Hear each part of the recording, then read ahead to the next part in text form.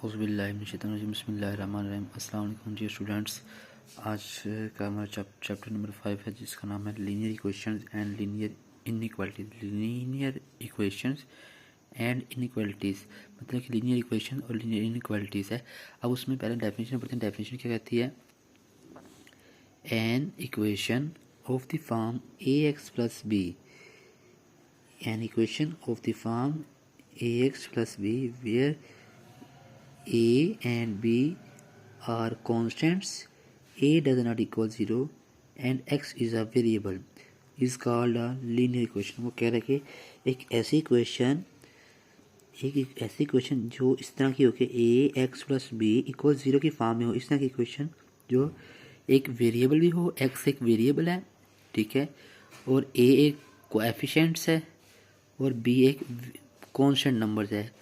ऐसी इक्वेशन जो A X plus B is equal 0 की फॉर्म में हो, उस इक्वेशन को कहते हैं लीनियर इक्वेशन। और वो क्या होती हैं? ए क्या है, बी क्या है? वो कह रहा है A and B are constants, A does not equal 0। और वो कह रहा है कि ए की वैल्यू कभी भी 0 नहीं हो सकती। अगर हम ए की वैल्यू 0 रखते हैं तो ये एक्स की वैल्यू तो 0 हो जाए, क्योंकि ए एक्स से मल्टीप्लाई हो रहा है। जब ए को एक्स से मल्टीप्लाई करना है तो अगर ए 0 होगा तो 0 मल्टीप्लाई एक्स 0, तो हमारे पास अननोन वेरिएबल जो x है वो तो ख़त्म हो जाएगा, तो हमारे पास कोई वैल्यू नहीं आ सकती। इसलिए a उसने कहते a does not equal 0 and x is a variable, और x एक वेरिएबल है, is called a linear equation in one variable. One variable का मतलब है कि जस्ट इस इक्वेशन के अंदर सिर्फ और सिर्फ एक वेरिएबल है जो कि x है।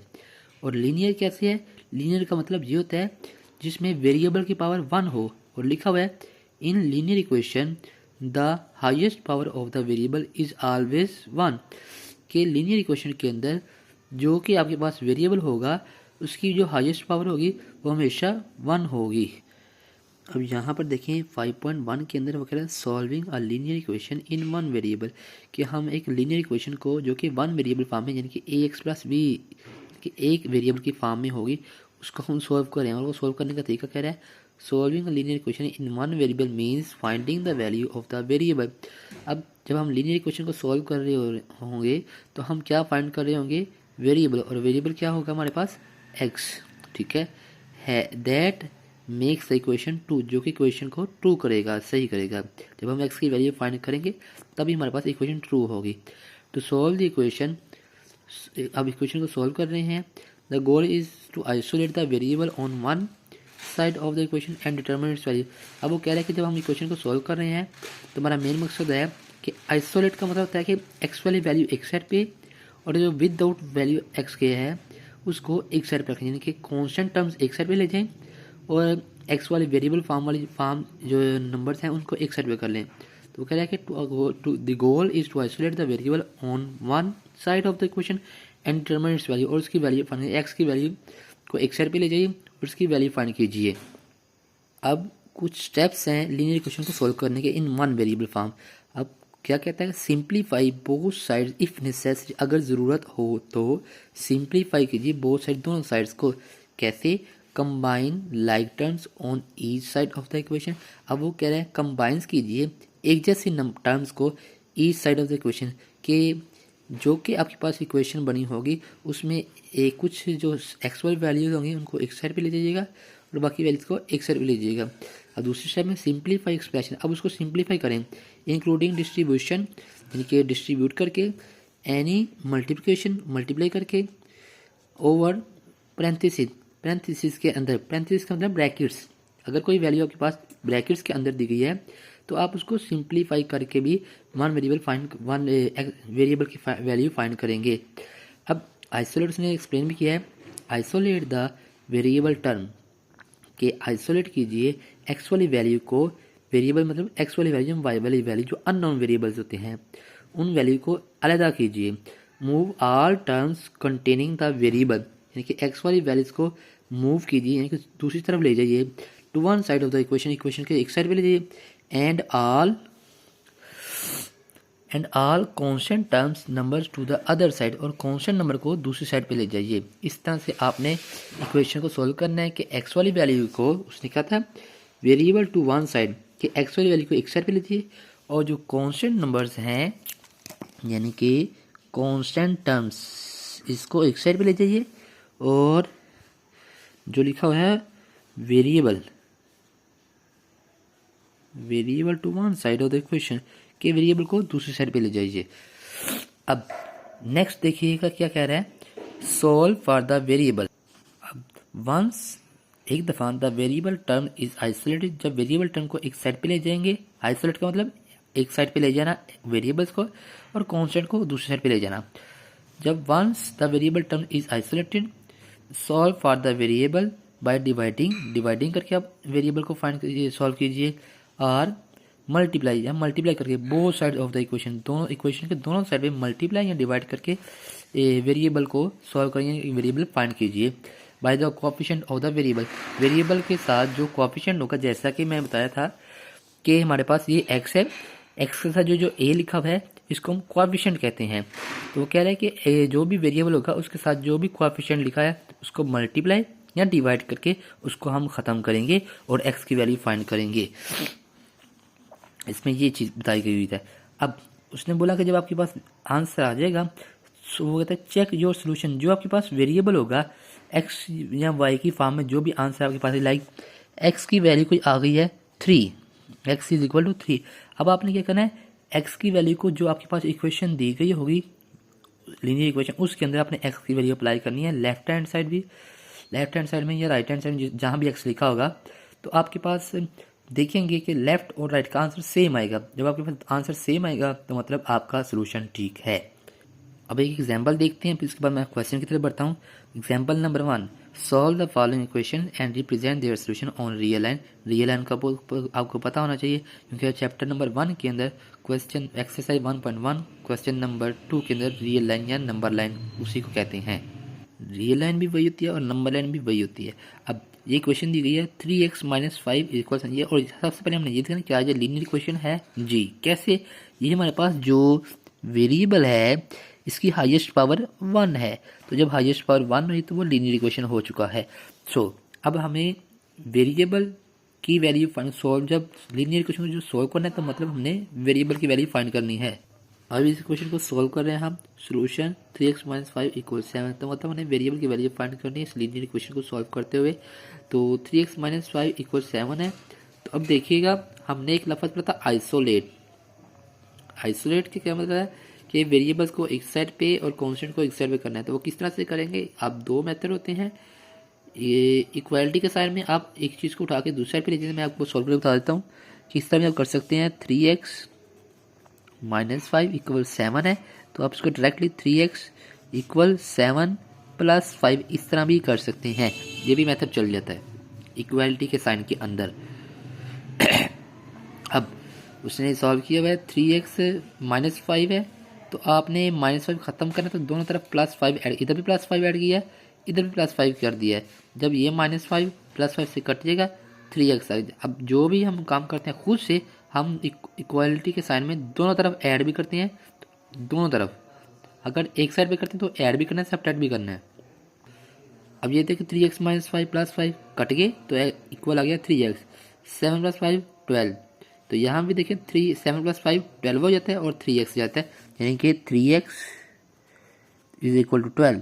तो ये चीज़ बन जाती है, आप इस तरह भी कर सकते हैं। तो अब जहाँ पर 3x = 12 है तो अब हमें वेरिएबल की वैल्यू फाइंड करनी है, जो कि मैंने अभी बोला था solve for the variable by dividing और multiply both side of the equation, ठीक है, by the coefficient of the variable coefficient of the variable. अब ये वेरिएबल था हमारे पास, इसका कोएफिशिएंट है 3, तो इसके दोनों तरफ हमने 3 को डिवाइड एक्स इधर 3 को साथ डिवाइड करें ताकि x बचे। तो यहाँ पर ये जो x लिखा है ये गलत लिखा है, यहाँ पर आप लिख लीजिएगा 3, दोनों तरफ हमने 3 से डिवाइड किया है, 3 से कट गया तो यहाँ पर आ गया x = 4, 3 1 3, 3 4 12, तो ये x = 4 आ गया। अब हमने एक पढ़ा था चेक योर सोल्यूशन। अब जो भी आपके पास x की वैल्यू आएगी उसको आपने इस इक्वेशन के अंदर पुट करना है जो आपके पास लीनियर इक्वेशन है। तो अब देखिए x की वैल्यू को अप्लाई करते हैं, 3x यहाँ था x, तो यहाँ पर x की जगह लिखिएगा 4 -5 इक्वल 7, 3 4 जो 12, 12 -5 7, 7 लेफ्ट और राइट इक्वल आ गया, तो मतलब हमारा सोल्यूशन ठीक हो चुका है। यहाँ तक हम ठीक कर चुके हैं। अब हमने x की वैल्यू को बताना है लीनियर या नंबर लाइन के ऊपर। अब नंबर लाइन क्या होती है ये भी आपको पता है। अब 0 1 2 3 लेफ्ट साइड पे जाएं तो क्या राइट साइड पे जाएं तो हमारे पास ये नंबर्स हैं, इस तरफ जाएं तो हमारे पास नेगेटिव नंबर्स हैं। तो x इज इक्वल टू फोड़ा क्या ये पॉजिटिव नंबर है, x इज इक्वल टू 4 तो बिल्कुल पॉजिटिव है, प्लस में x आंसर है, तो हम x is equal to positive sign देंगे 1 2 3 4, तो यहाँ पर जाकर हमने डॉट लगा मेंशन कर ये हमारे पास आंसर आ गया रियल लाइन के ऊपर। सो इस तरह से बच्चों लीनियर इक्वेशन सोल्व करते हैं। अब हम क्वेश्चन की तरफ बढ़ते हैं एक्सरसाइज की। अब ये देखिए मैंने क्वेश्चन लिखा हुआ है 12x + 30 इक्वल -6। ये 5.1 एक्सरसाइज क्वेश्चन नंबर 1 है। Solve and represent the solution on real line. तो क्वेश्चन लिखिए, लीनियर इक्वेशन लिखिए, अब इसको सॉल्व करेंगे, एक्स की वैल्यू फाइंड करेंगे और इसको रियल लाइन पर बता देंगे। तो देखिए सॉल्यूशन 12x + 30 इक्वल -6। तो आप क्या कर सकते हैं 12x इक्वल +30 इधर जाके क्या आ जाएगा -30, तो -6 और -30 -36 12x। अब हम वेरिएबल की वैल्यू चाहिए, इसके साथ वेरिएबल के साथ कांस्टेंट नंबर्स है कोएफिशिएंट से हम कहते हैं, उसको इधर से उठा के इधर जाकर डिवाइड करना, इधर मल्टीप्लाई एक्स के साथ है, दूसरी साइड पे जाकर डिवाइड हो जाएगा। तो x इक्वल -36 ओवर 12, 12 1 ज़ा 12, 12 3 12 3 ज़ा 36, तो x इज इक्वल टू आ गया -3। अब ये तो हमारे पास सोल्यूशन तो आ चुका है, अब हमें क्या चेक करना है क्या हमारे पास ये सोल्यूशन सही है कि गलत है। तो अब उसके लिए रियल एंड चेक कर लेते हैं हम इसको, चेक। ठीक है, तो चेक कैसे करना है, उसी इक्वेशन को लिखना है जो आपके पास गिवन है 12x + 30 -6। तो 12x के हमारे पास आंसर है -3, तो इससे पुट करते हैं हम -3 + 30 इक्वल -6, 12 3 ज़ा -36 + 30 इक्वल -6। तो 36 में से 30 माइनस करें तो हमारे पास आ गया -6 इक्वल -6, तो हमारे पास आंसर इक्वल लेफ्ट और राइट इक्वल आ गए, तो मतलब हमारा सोल्यूशन ठीक है। अब आपने क्या करना है इसको रियल लाइन पर बनाकर बताना है कि रियल लाइन पर ये नंबर कहाँ पर आ रहा है। अब ये देखिए मैंने नंबर लाइन बना ली है, ठीक है। अब नंबर लाइन बनाकर मैंने ये एरो लगा दिया, एरो का मतलब होता है कि ये नंबर 3 के बाद 4 भी आ रहा है, 5 भी, ये कंटिन्यूसली चलता जा रहा है, और माइनस वाली साइड पे भी ये कंटिन्यूसली चलता जा रहा है। और हमारे पास जो सोल्यूशन आया है x इज इक्वल टू -3, तो x क्या गया -3, तो वो कहाँ पर आ रहा है इस जगह के ऊपर, तो हम इसको बोल्ड कर देंगे, ये हमारे पास -3 जहाँ पर आ रहा था। ठीक हो गया, ये था हमारा क्वेश्चन नंबर 1 का पार्ट नंबर 1। अब नेक्स्ट देखते हैं,